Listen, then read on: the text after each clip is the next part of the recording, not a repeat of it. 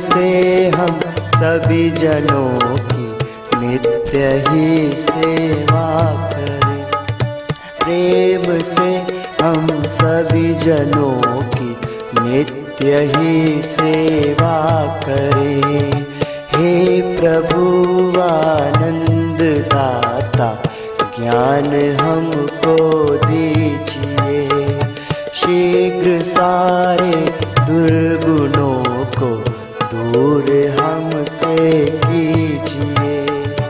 योग विद्या ब्रह्म विद्या हो अधिक प्यारी हमें।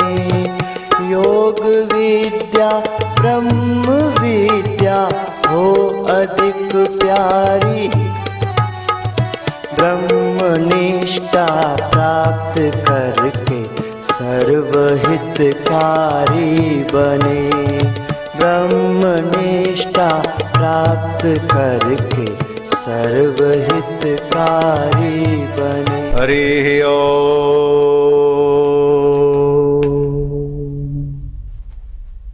हरि ओम।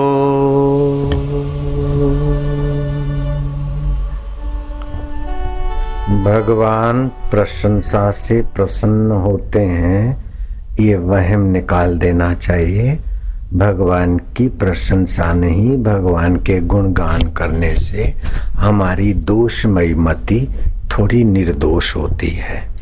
बाकी तो भगवान की कोई भी गुणगान करोगे तो एक प्रकार की बचकानी ही है, क्योंकि भगवान असीम है, आपकी बुद्धि सीमित है और आपकी कल्पना भी सीमित है, तो आप भगवान की क्या महिमा गाओगे।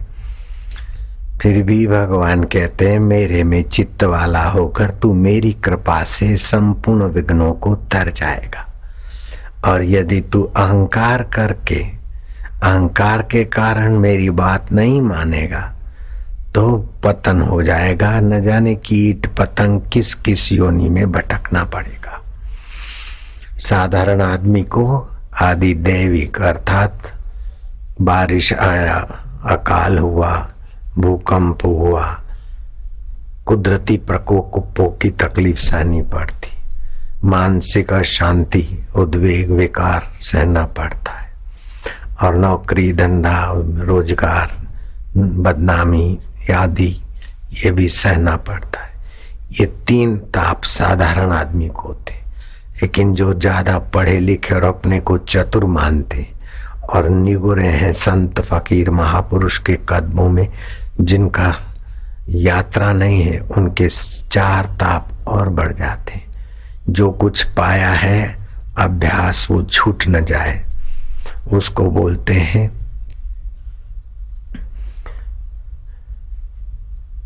जो भी प्रैक्टिस किया है वो कहीं चुक न जाए, तो उसको अभ्यास।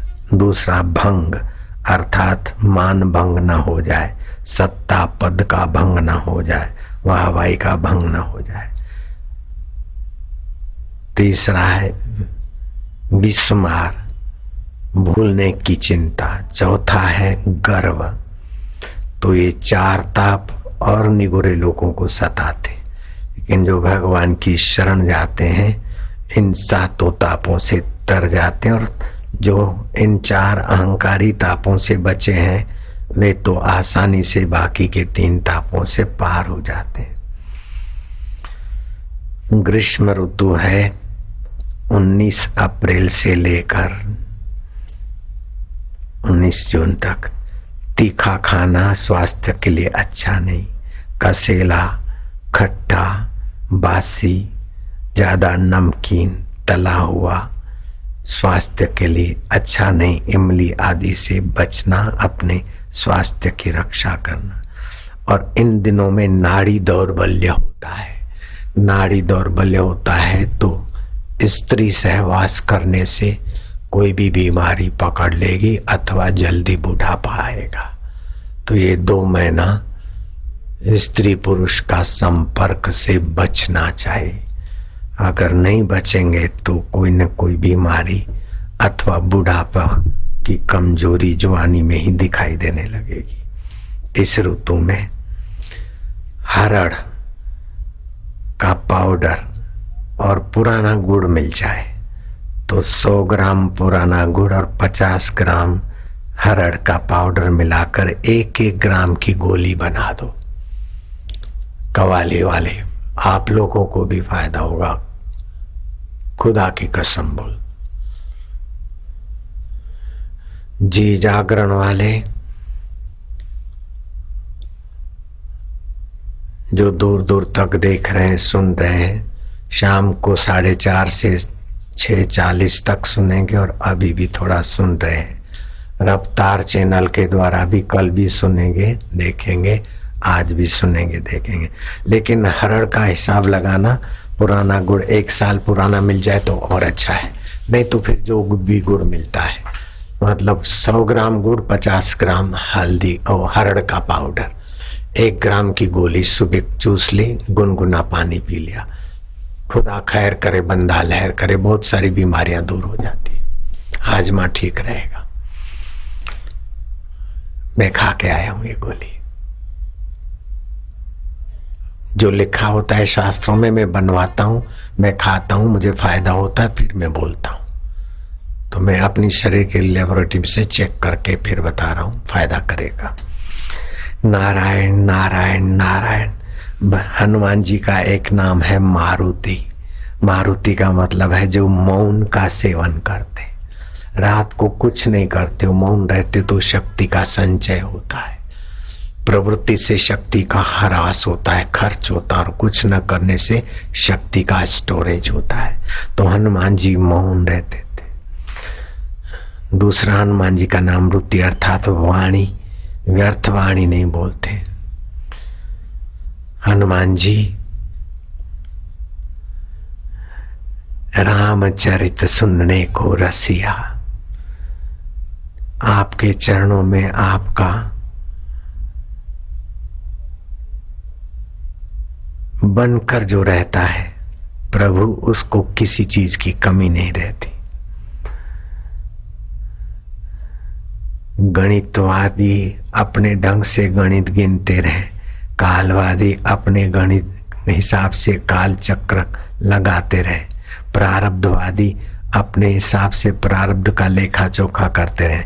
लेकिन जो अल्लाह के भगवान की शरण होता है, उसके सारे हिसाब किताब भगवान की, अल्लाह की रहमत से माफ होकर अल्लाह की, ईश्वर की कृपा का रस आने लगता है। नहीं तो कर्म की गति बड़ी कठिन है। जयपुर और कोटा के बीच एक तीर्थ है, उस तीर्थ में नारायण शर्मा अपने साथियों के साथ गया था।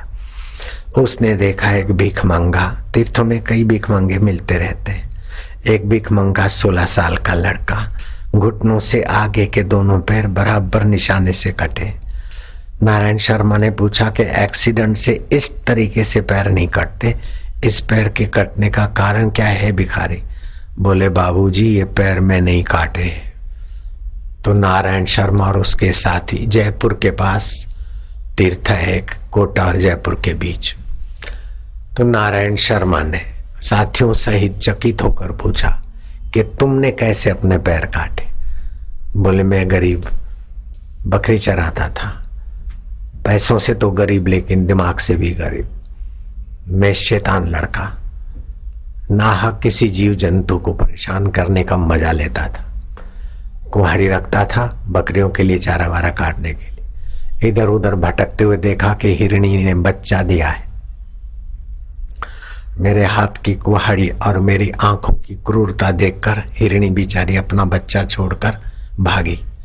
मैंने उस मासूम बच्चे के घुटनों के ऊपर के चारें टांगे काट डाली। उस समय कोई देखने वाला नहीं था, 307 भी नहीं, 302 भी नहीं, लेकिन कौन देख रहा है वो? मैं घर आया, थोड़े दिनों में मेरे को घुटनों के तरफ बीमारी हुई। सारे इलाज की और घर तो गरीब था, फिर भी जो लगाना था लगा चुके। जयपुर अस्पताल में भर्ती कर दिया। पैर काटने के सिवाय कोई इलाज नहीं। घुटनों से ऊपर पैर काटे थे हिरणी के बच्चे के, मासूम के। मेरे घुटनों के ऊपर के 2 पैर कटे हैं, अभी 2 हाथ मेरे कटने बाकी है। बाबूजी अब मुझे पता चला कि कोई देखे चाहे नहीं देखे, कोई कहे चाहे नहीं कहे, कर्म का बदला तो देर सवेर इंसान को मिलता है। इसलिए कर्म करने में सावधान रहना चाहिए, फल भोगने में भगवान की स्मृति करके उससे पार हो जाना चाहिए। कर्म प्रधान विश्व करी राखा। तो बोले अब तो इधर क्यों भीख मंगा क्यों हुआ? बोले बाबूजी संसार स्वार्थ का है, मैं क्या कमाऊंगा, क्या खिलाऊंगा, क्या रखूंगा। घर वालों ने देखा कि खिलाना पिलाना पड़ता है तो उठाकर यहाँ भीख मंगों के पास हमको छोड़ के गए। घर पे आया तो हड्डी फसली तोड़ डालेंगे। अब तुम्हारे जैसे कोई 2 पैसे डालते खाता हूं, कभी कैसे कभी कैसे। अभी कर्म का फल भोग रहा हूं। अब मैं दूसरों की दया चाहता हूं, लेकिन मैंने खुद दया नहीं की तो दूसरे भी मुझ पर कहां तक दया करें।